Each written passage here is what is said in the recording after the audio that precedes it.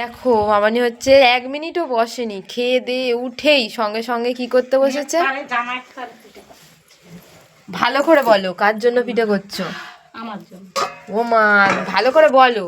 হ্যাঁ চাচা, এগুলো কিন্তু তোমার জামাই সব দেখতে পাবে, যা তো তো ঠিক আছে। দেখতে পাবে আমার জামাই। এই যে একটা পিঠে হয়ে গিয়েছে, আর এই পিঠে করছে, যেটা হচ্ছে জামাইয়ের জন্য। আমরা ঘরে যেসব লোকগুলো আছে সব ফালতু, আমাদের জন্য একটাও পিঠে করে নেই।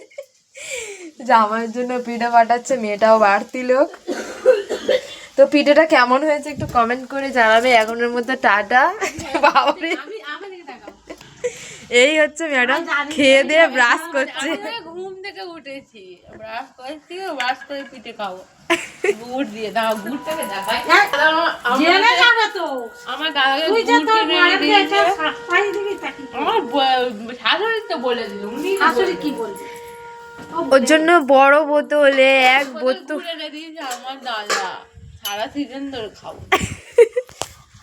একবার চাটনি করলে শেষ। এই দেখো কত সুন্দর পিঠে হয়েছে, দেখো। হাই গাইস, মনে করলে এত সুন্দর।